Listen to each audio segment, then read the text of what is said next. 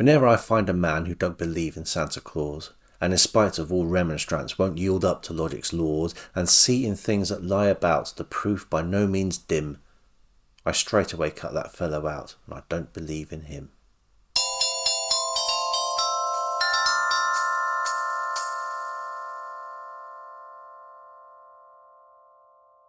Hello, my name's Gavin, this is Genre Books, and this is week 5 of the Read What You Own challenge. I'm sure you know by now, but this challenge is to read a set number of books that you already own before you buy any new books, created by, criminally co-hosted by a group of people who I'll list below. I'm going for the platinum, and that is 100 books.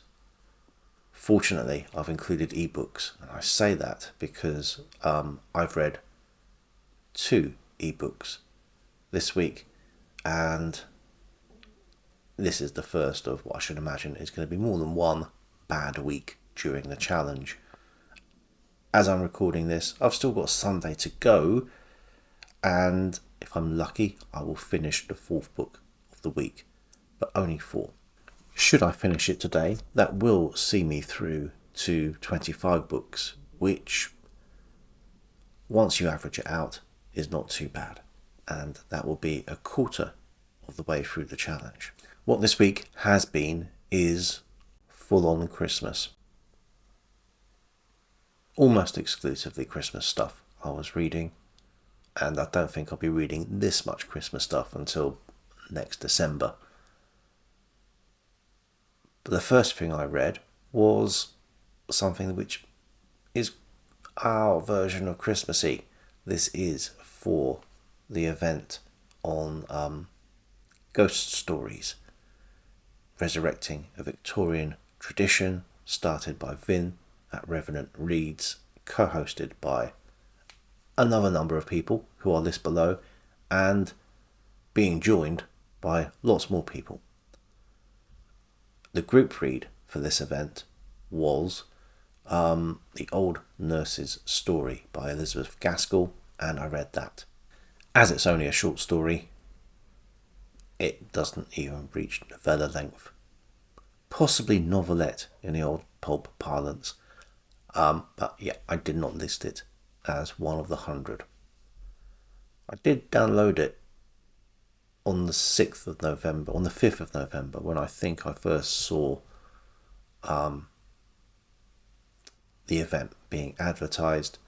So I did download it from Gutenberg before the Read What You Own cut-off. And what I might do at some point, once I get time, is read the rest of the stories in the collection from Elizabeth Gaskell, which is Curious If True. At that point, and only then, will I put this down as one of 100 books read. So as far as the challenge goes, that was wasted time. As far as the story goes, it was excellent. It's a group read, people are still reading it, so I'm not going to say anything about it. I followed that up with F. Marion Crawford and The Little City of Hope, A Christmas Story.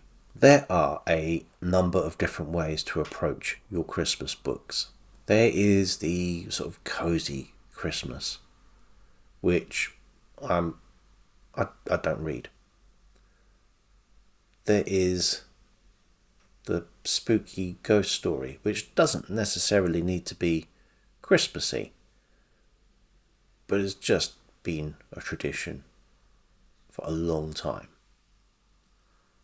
possibly predating Christmas. There is the story of the miraculous intervention, and there is the grinding poverty, orphans left out in the snow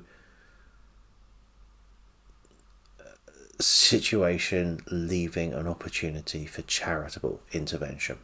I think the best Christmas stories can take a little bit of all of these strands, or certainly multiple strands for this, and we weave together something quite nice.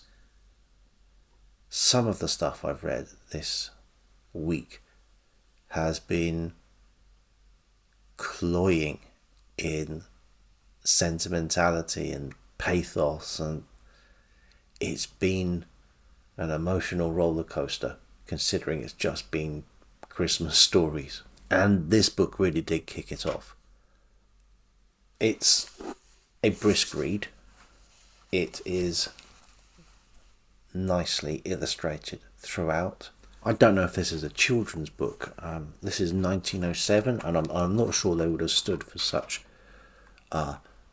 egregious nudity. But I think a kid could read this. The language isn't overly complicated. It's a story of an inventor, and an inventor who is down on his luck. He has the idea, he does not have the funding to put it into action.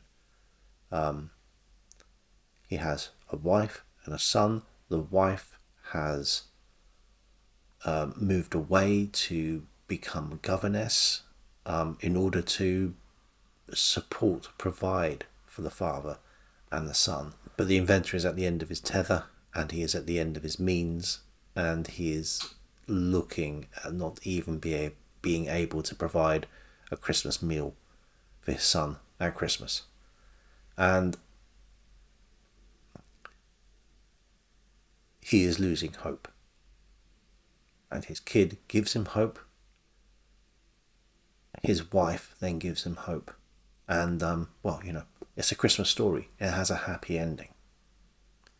But I really like this. And this set me up. And it's like, yes, I want more Christmas stories. Give them to me now. Unfortunately, I don't have a lot in the way of Christmas in these shelves. What I do have is some stuff that had been downloaded from Gutenberg some time back. A budget of Christmas tales by Louis, or edited by Louis Klopsch. And this was a product of the Christian Herald. So the stories are necessarily on more of the religious side of Christmas, but not exclusively. And the spine of this collection are 4 tales from Charles Dickens of varying lengths, starting, as you would, with A Christmas Carol. Unfortunately, it's an edited version of A Christmas Carol. I've read Christmas Carol more than enough times. I didn't feel I had to worry with a truncated version.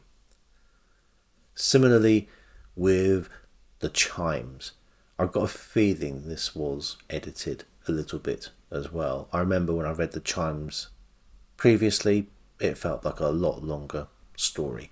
But I had never read The Christmas Goblin, although that is that's a sketch rather than a story.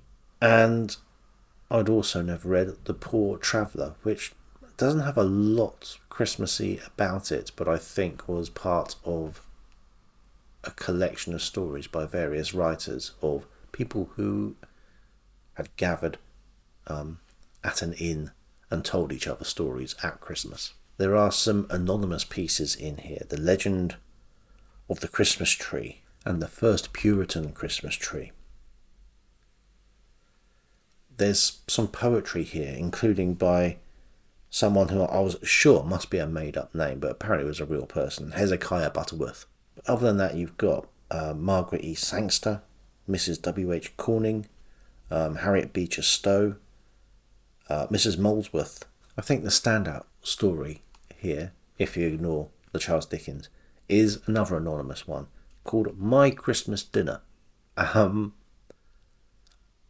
It's an odd construction and it's quite amusing, but it is just the tale of an idiot who spurns every invitation he is receiving to share a Christmas dinner because he finds fault with the hosts, the people who are inviting him. He turns down every invitation because he's waiting for one particular invitation from a well-to-do family whom he admires. And throughout the story we get closer and closer and closer to Christmas Day. In the final analysis, this was a bit of a curate's egg if I see some of these names again, I will probably read the story. Other names I will be a little bit more wary of, and demerit points for truncating A Christmas Carol.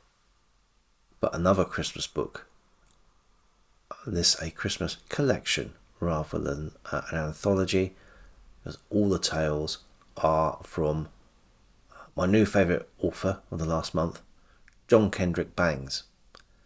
These are more on the sentimental side than the humorous side of Bangs. This is a little book of Christmas.